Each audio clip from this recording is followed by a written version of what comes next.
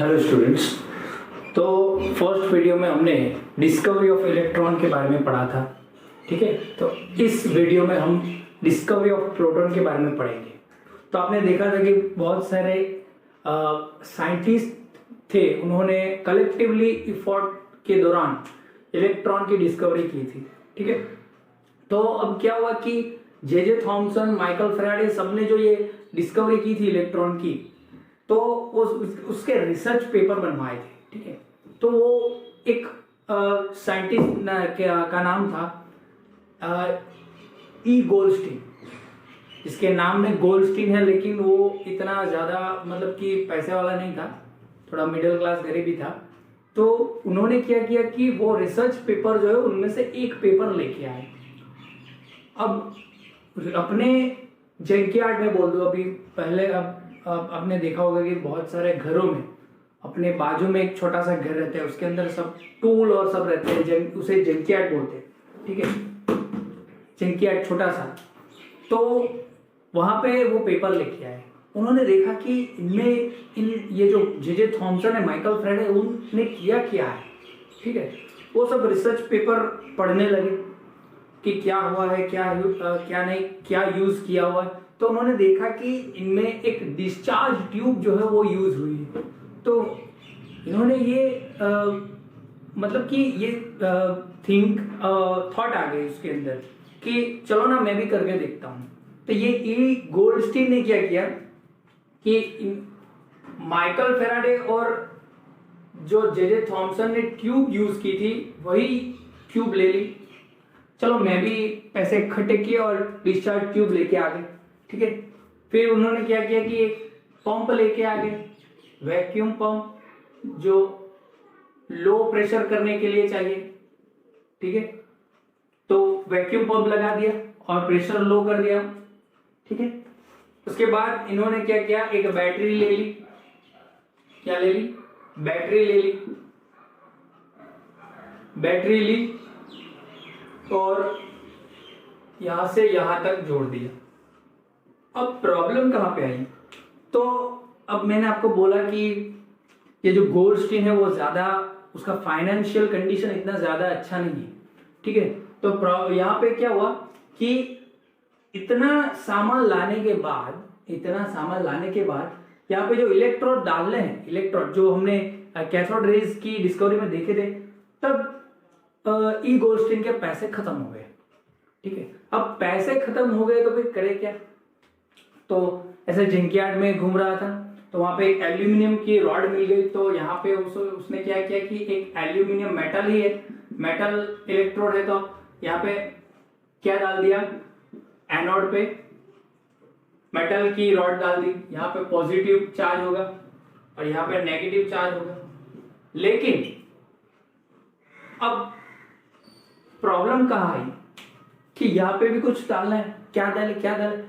आपने देखा होगा कि कैथोड रेज में यहाँ पे परफोरेटेड हमने डाला हुआ था। परफोरेटेड था मतलब कि ये मेटल का जो इलेक्ट्रोड था वो जे थॉमसन और माइकल फैराडे लोगों ने क्या किया था कि यहाँ पे जो होल वाली प्लेट रहा यहाँ पे रखी थी, परफोरेटेड रखी थी। लेकिन इसने क्या किया कि ये यहाँ पे सीधी रख दी, ठीक है। भूल गया क्योंकि चीजें नहीं मिल रही, तो प्रॉब्लम में भूल गया।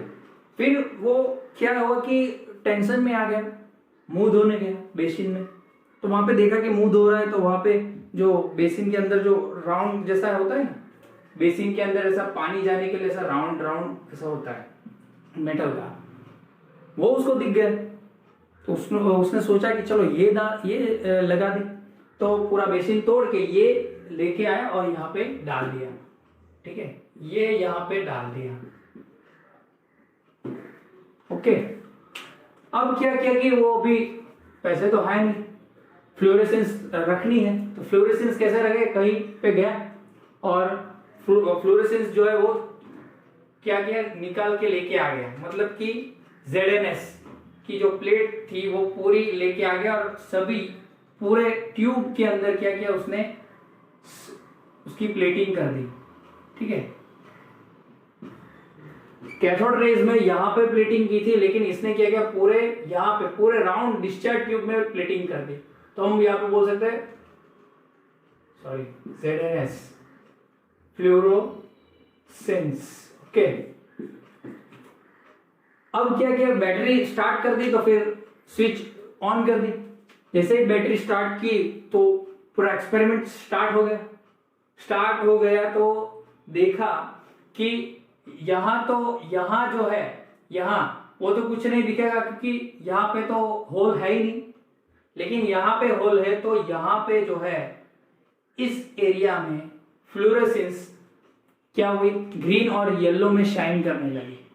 तो गोल्डस्टीन तो पूरा पगला गया कि ये क्या फाइंड कर लिया मैंने, मतलब कि कैथोड रेज में फाइंड किया था कि यहां से, मतलब कि कैथोड में से एनोड टुवर्ड्स जो है वो रेज आ रही है, ठीक है, और यहाँ पे दिख रही थी, लेकिन यहाँ पे मुझे मिली, मतलब कि कुछ नई डिस्कवरी कर दी।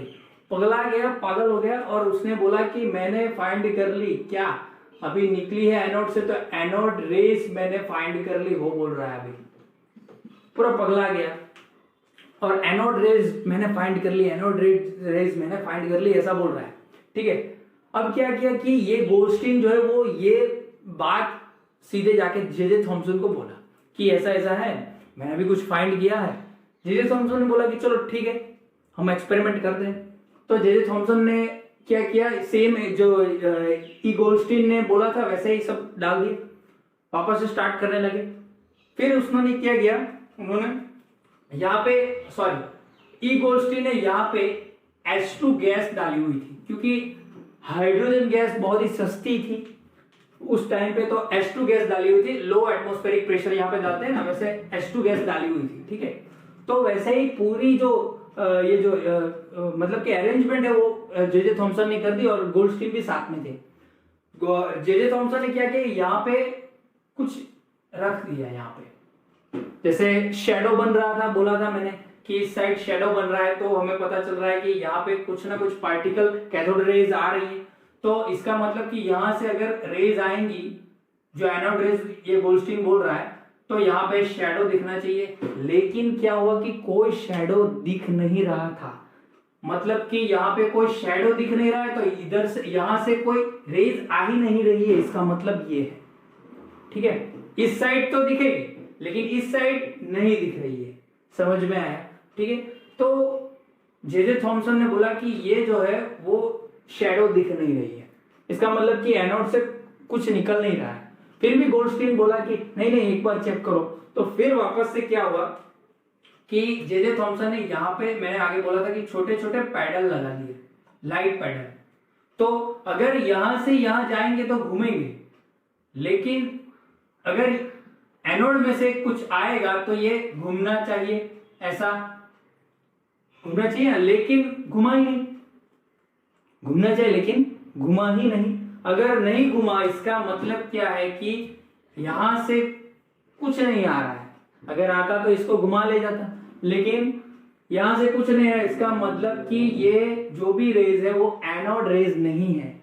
तो ये प्रूव हो गया, और वापस बाद में गोल्डस्टीन ने भी मान लिया कि हाँ ये सही बात है जे थॉमसन की कि ये जो है वो एनोड रेज नहीं है, ठीक है, इतना क्लियर हो गया। तो फिर यहाँ पे जो फ्लोरेसेंस साइन दिखा रहा है वो कहां से आया, ठीक है, ओके, कहां से आया।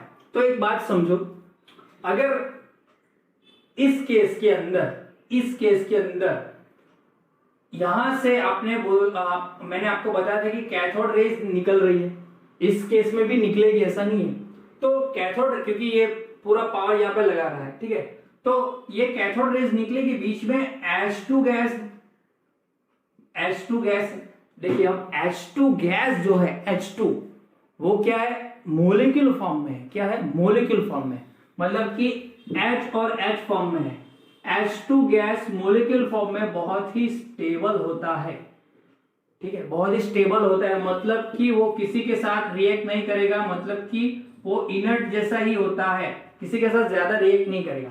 लेकिन हमने देखा था कि यहाँ पे जो H2 है गैस है, इससे कौन टकरा रहा है, कैथोड रेज टकरा रही है। मैंने आगे बोला था कि कैथोड रेज जो है वो लाइटनिंग स्पीड से जाती है, ठीक है, ट्रैवल करती है, और जब लाइटनिंग स्पीड से ट्रैवल करेगी कैथोड रेज, तो वो इसके साथ क्या करेगी, टकराएगी। अब एक हाइड्रोजन आपको मालूम है उसके पास क्या होता है, एक प्रोटॉन और एक इलेक्ट्रॉन, ये होता है, उसका एटॉमिक नंबर 1 है। तो 1 प्रोटॉन और 1 इलेक्ट्रॉन, क्यों? क्योंकि हर एक एलिमेंट जो है वो न्यूट्रल है। क्या है? न्यूट्रल है। तो एटॉमिक नंबर 1 का मतलब है 1 प्रोटॉन और 1 इलेक्ट्रॉन। अगर ये इसके साथ टकराएगा तो इसको क्या करेगा, तोड़ देगा। क्या करेगा? ब्रेक डाउन कर देगा। किसमें? 1 प्रोटॉन मतलब कि 1 पॉजिटिव और 1 नेगेटिव में, ठीक है, 1 इलेक्ट्रॉन और 1 प्रोटॉन में तोड़ देगा। अब ये जो इलेक्ट्रॉन है वो तो सीधा क्या करेगा, यहाँ पे पॉजिटिव चार्ज है, पॉजिटिव इलेक्ट्रॉन, तो उसके टुवर्ड्स क्या करेगा, अट्रैक्ट हो जाएगा। लेकिन ये यहाँ पे तो पॉजिटिव है ना, पॉजिटिव चार्ज का इलेक्ट्रोड है, तो ये पॉजिटिव तो वहां पे नहीं जाएगा, ये वहां पे नहीं जा सकता। सेम चार्ज हो गए तो वो क्या करेंगे, रिपल करेंगे। ठीक है, तो ये क्या होगा, गैस में से निकला है तो वापस वो कहाँ जाएगा, यहाँ पे नेगेटिव चार्ज है, नेगेटिव इलेक्ट्रोड है, तो क्या वो कहीं पे जाएगा, कैथोड की तरफ जाएगा। ठीक है, वो कहाँ जाएगा, कैथोड की तरफ जाएगा। इतना क्लियर हुआ, समझ में आया? तो ये जो नेगेटिव सॉरी ये पॉजिटिव जो जा रहा है, ठीक है, यहाँ पे जा रहा है, तो वो गैस में से निकला। ठीक है, किसमें से निकला, गैस में से, तो इसको बोल दिया। और कैसे जा रहा है कि इसके अंदर से जा रहा है ना, तो इसको नाम दे दिया फर्स्ट कैनल रेस। क्या नाम दे दिया, कैनल रेस। क्या नाम दे दिया, कैनल रेस। मतलब कि यहाँ पे कोई जो प्लेट रखी है उसमें क्या है, छोटे छोटे क्या है, होल्स हैं, उसके अंदर ये छोटे छोटे होल्स, मतलब कि ये क्या है, एक टाइप की कैनल ही है, तो उसको क्या नाम दे दिया, कैनल रेज नाम दे दिया। ठीक है, अब इसका चार्ज इन्होंने बोला कि ये जो चार्ज है वो पॉजिटिव है। ठीक है, ये जो है क्या है, पॉजिटिवली चार्ज रेज। ठीक है, पॉजिटिवली चार्ज रेज है। ठीक है, दे ट्रैवल एट हाई स्पीड, और बहुत ही स्पीड से क्या करती है, ट्रैवल करती है। मतलब कि जैसे लाइटनिंग की स्पीड से तो नहीं बोल सकते, लेकिन हाई स्पीड से ट्रैवल करता है। ठीक है, इसके पार्टिकल और रेज भी, इसके अंदर भी बहुत सारे पार्टिकल्स हैं, क्योंकि ये पार्टिकल्स ही पॉजिटिव। ठीक है, पॉजिटिवली चार्ज है। ठीक है, वो कैसे भी फाइंड किया, तो दे ऑपोजिटली, या फिर सीधा ही लिख लेता हूं, दे डिफ्लेक्टेड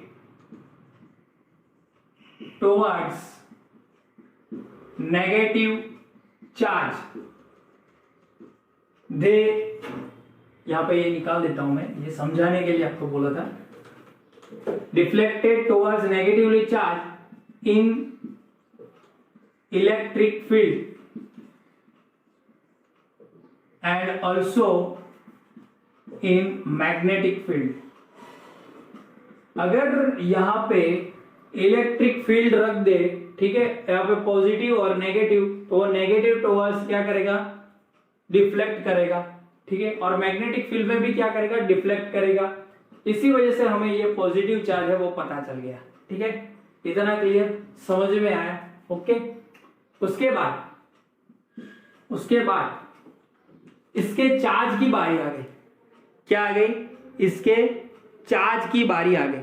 ठीक है, तो इतना समझो आप कि हाइड्रोजन जो है वो क्या है, 1 इलेक्ट्रॉन और 1 प्रोटॉन से बना हुआ है। ठीक है, 1 इलेक्ट्रॉन और 1 प्रोटॉन से बना हुआ है।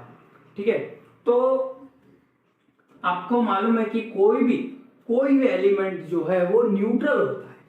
ठीक है, कोई भी एलिमेंट जो होता है न्यूट्रल होता है, मतलब कि ये न्यूट्रल है। तो इलेक्ट्रॉन का चार्ज तो हमें मालूम है 1.602 10⁻⁻19 कूलम।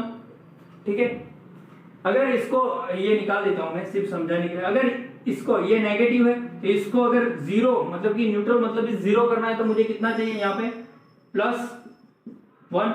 यहाँ पे प्लस 1.602 चाहिए, तो मैं न्यूट्रल कर सकता हूं। तो सिंपली मैथमेटिक्स से इन्होंने क्या किया, हाइड्रोजन का यूज करके सिंपली मैथमेटिक्स से प्रोटॉन का चार्ज फाइंड कर लिया, charge of proton is equal to 1 plus 1.602 10⁻⁻19 coulomb. Okay, clear, समझ में आ गया इतना? ओके, चलो इतना तो पता चल गया। ओके, अब मास की बारी। तो मास कैसे फाइंड करें? मास कैसे फाइंड करेंगे? तो हमने देखा था कि इलेक्ट्रॉन का, मिलिकन ने क्या किया था, इलेक्ट्रॉन का मास फाइंड किया था ऑयल ड्रॉप से। हमने देखा था अराउंड कितना था, 9.1 10⁻31 kg, ये कुछ था। और ये जो है बहुत ही छोटा अमाउंट है, बहुत ही जो है वो छोटा अमाउंट है, ठीक है। ये अमाउंट बहुत ही छोटा है, तो इसको हम निग्लेक्ट कर सकते हैं। क्या कर सकते हैं? निग्लेक्ट कर सकते हैं। तो इन्होंने क्या किया कि हाइड्रोजन का, मालूम है हमने आगे बताया 1 प्रोटॉन और 1 इलेक्ट्रॉन से बना हुआ है, ठीक है। हाइड्रोजन का मास हमें आगे मालूम है 1.67 इंटू 10⁻27 kg, ये हमें मिला था।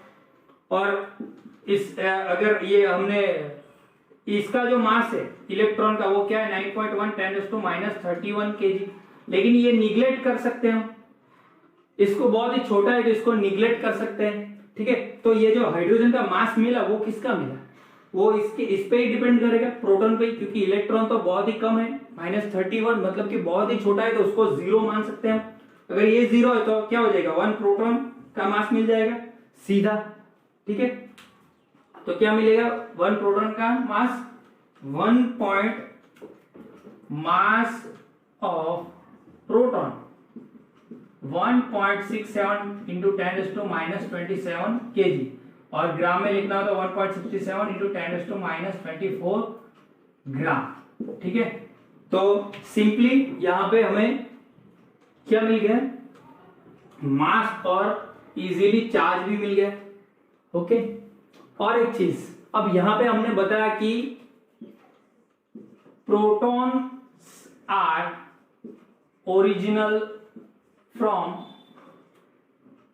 इनर्ट गैसेस, मतलब कि वो ओरिजिनल कहां से आए, तो वो यहां पे जो भी गैस होगी वहां पे आए। मतलब कि अगर मैं यहां से गैस बदल के N2 रख दूं, ठीक है, तो क्या हो जाएगा N2, ये जो है वो चेंज हो जाएगा, क्योंकि हाइड्रोजन में तो एक प्रोटॉन और एक इलेक्ट्रॉन है, लेकिन नाइट्रोजन में क्या होगा, 7 प्रोटॉन और 7 इलेक्ट्रॉन है, तो इसमें ज्यादा होंगे इलेक्ट्रॉन्स, ज्यादा प्रोटॉन्स होंगे, इलेक्ट्रॉन्स ज्यादा होंगे तो प्रोटॉन्स भी ज्यादा होंगे, ठीक है। तो हम लिख सकते हैं यहाँ पे they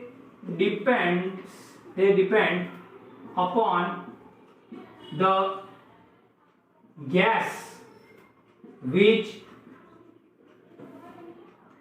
filled in discharge tube। जो भी डिस्चार्ज ट्यूब के अंदर जो भी गैस होगी, यहाँ पे अगर गैस चेंज करेंगे तो यहाँ पे जो हमें प्रोटॉन्स मिलेंगे वो भी क्या होंगे, डिफरेंट होंगे, ठीक है। इसलिए हमने यहाँ पे लिखा हुआ है। तो डिस्कवरी ऑफ प्रोटॉन जो थी वो यहाँ पे खत्म होती है, ठीक है। इसके बाद हम डिस्कवरी ऑफ न्यूट्रॉन के बारे में बात करेंगे, ठीक है। ओके।